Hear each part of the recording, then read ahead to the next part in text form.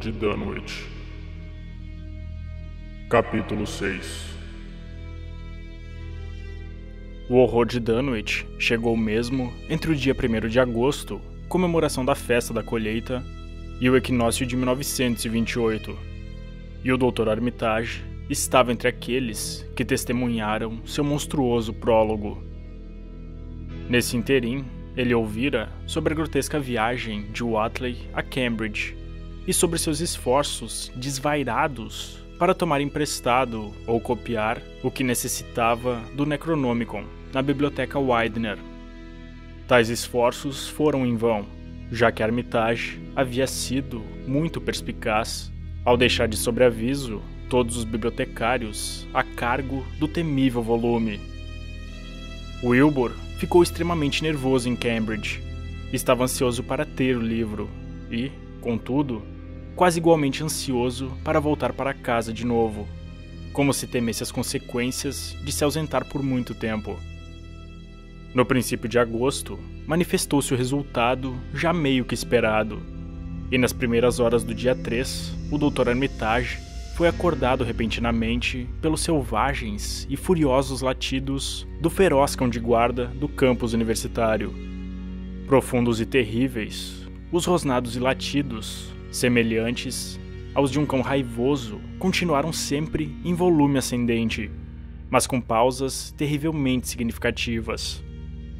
Então, soou um grito de uma garganta completamente diferente. Um grito que acordou metade dos moradores de Arkham e assombrou seus sonhos para sempre. Um grito que não poderia vir de nenhum ser nascido na Terra ou completamente humano. Armitage, apressando-se em vestir algo e atravessando correndo a rua e o gramado em direção aos prédios da faculdade, viu que outros já haviam chegado à sua frente e ouviu os ecos estridentes de um alarme que vinha da biblioteca. À luz da lua, uma janela aberta mostrava-se como um buraco negro. O que viera havia, de fato, conseguido entrar, pois os latidos e gritos, agora, passando gradualmente a uma mistura de rosnados lentos e gemidos, procediam, inconfundivelmente, de dentro. Um certo instinto avisou Armitage que o que estava acontecendo não era algo para os olhos despreparados virem. Então, ele empurrou a multidão para trás com autoridade, enquanto destrancava a porta do vestíbulo.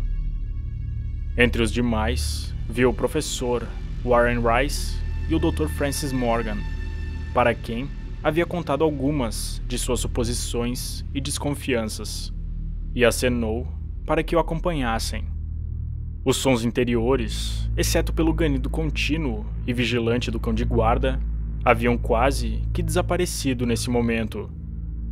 Mas foi então que Armitage sobressaltou-se ao perceber que um coro alto de curiangos entre a moita de arbustos havia começado a piar num ritmo abominável, como se em uníssono com as últimas respirações do moribundo. O prédio estava exalando um terrível mau cheiro que o Dr. Armitage conhecia muito bem, e os 3 homens atravessaram correndo o saguão em direção à pequena sala de leitura genealógica, de onde provinha o débil ganido. Por alguns segundos, ninguém ousou acender a luz, até que Armitage juntou coragem e bateu no interruptor. Um dos 3, não se sabe qual, soltou um grito alto ao ver o que se esparramava à sua frente, entre mesas bagunçadas e cadeiras viradas. O professor Rice afirma que perdeu completamente a consciência por um instante, embora suas pernas não bambearam, nem ele caiu.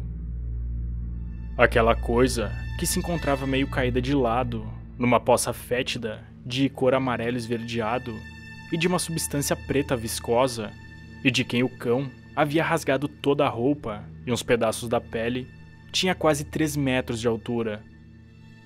Não estava morta de verdade, mas se contorcia silenciosa e espasmodicamente, enquanto seu peito arfava em monstruoso uníssono com o enlouquecido piar dos curiangos que esperavam do lado de fora. Pedaços de couro de sapato e de roupa rasgada estavam espalhados pela sala, e bem perto da janela, um saco de lona vazio se encontrava onde, evidentemente, havia sido jogado. Perto da escrivaninha central, havia um revólver caído, com um cartucho picotado, mas carregado, que mais tarde serviu para explicar por que não fora disparado. Contudo, a coisa eclipsava todas as outras imagens que havia ao seu redor naquele momento.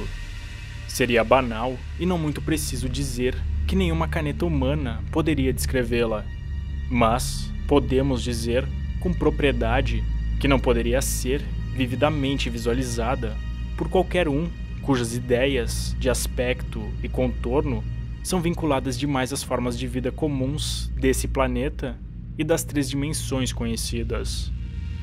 Sem sombra de dúvida, era um ser parcialmente humano, com mãos e cabeça muito semelhantes às dos homens, e o rosto caprino e sem queixo tinha a marca dos Watley. Mas o tronco e as partes inferiores do corpo eram tão teratologicamente espantosas que somente as roupas largas o possibilitariam caminhar pela terra sem ser desafiado ou erradicado. Acima da cintura era semi-antropomórfico, embora o peito, onde as patas dilacerantes do cão ainda pousavam atentamente, tinha pele reticulada, como o couro de um crocodilo ou jacaré. As costas eram malhadas de amarelo e preto, e apresentavam uma certa semelhança com a pele escamosa de certas cobras. Abaixo da cintura, contudo, era muito pior, pois aqui toda semelhança humana desaparecia e a pura fantasia começava. A pele era coberta por uma camada grossa de pelos negros e ásperos, e uma infinidade de compridos tentáculos cinza esverdeados com ventosas vermelhas projetavam-se molemente do abdômen. Sua disposição era repugnante e parecia seguir as simetrias de alguma geometria cósmica desconhecida na Terra ou no Sistema Solar. Em cada um dos quadris, bem cravejado num tipo de órbita rosada e ciliada, encontrava-se o que parecia ser um olho rudimentar, enquanto que, em vez de um rabo, em seu lugar pendia um tipo de tromba ou palpo com marcas anulares roxas e com muitas evidências de ser uma boca ou garganta não desenvolvida. Os membros, exceto por sua pelagem negra, lembravam grosseiramente as patas traseiras de sauros gigantes da Terra pré-histórica e terminavam em hipotênares com veias saltadas que não eram nem cascos nem garras. Quando respirava, o rabo e os tentáculos mudavam de cor ritmicamente, como se obedecendo a alguma causa circulatória normal para o lado não humano de sua descendência. Nos tentáculos, isso era observável como um aprofundamento do matiz esverdeado, ao passo que no rabo manifestava-se através da alternância entre seu aspecto amarelado e um repulsível branco acinzentado nos espaços entre os anéis roxos. De sangue verdadeiro não havia nada, só mesmo o icor amarelo esverdeado que escorria pelo chão pintado para além do alcance daquela viscosidade e deixava uma curiosa descoloração por onde passava. Como a presença dos 3 homens parecia despertar aquele ser moribundo, ele começou a resmungar, sem virar ou levantar a cabeça. O Dr. Armitage não fez nenhum registro escrito de seus murmúrios, mas afirma, categoricamente, que nada em inglês foi pronunciado. Em princípio, as sílabas desafiavam toda a correlação com qualquer linguagem da Terra, mas as últimas trouxeram alguns fragmentos desconexos, certamente retirados do Necronomicon, aquela monstruosa blasfêmia em busca da qual a coisa havia sucumbido. Esses fragmentos, da maneira que Armitage os recorda, diziam algo como Ngai, Nga, Nga, Bu, Shogot, Ya, Yog Shotot, Yog Shotot. Eles foram extinguindo-se, conforme os curiangos davam seus gritos estridentes em crescendos ritmados, que pressagiavam algo medonho. Então, houve uma pausa em sua voz entrecortada, e o cão levantou a cabeça num longo e lúgubre uivo. Uma mudança ocorreu no rosto amarelo e caprino da coisa prostrada, e os grandes olhos negros fecharam-se de modo aterrador. Do lado de fora da janela, a gritaria dos curiangos parou de repente, e sobre os murmúrios da multidão reunida, ouviu-se horripilante zumbido e alvoroço de seu vôo.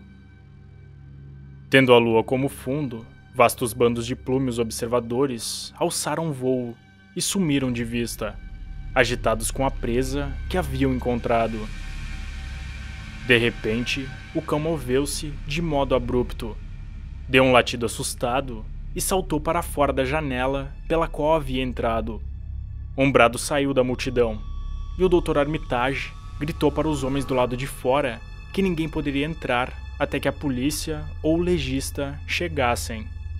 Ele agradeceu o fato de que as janelas eram altas demais para permitir que se visse dentro, mas mesmo assim puxou para baixo todas as escuras cortinas, cobrindo cada uma das janelas cuidadosamente. Nesse momento, chegaram 2 policiais, e o Dr. Morgan, encontrando-os no vestíbulo, advertiu-os, para seu próprio bem, a adiarem sua entrada na mal-cheirosa sala de leitura até que o legista chegasse e a coisa prostrada pudesse ser coberta.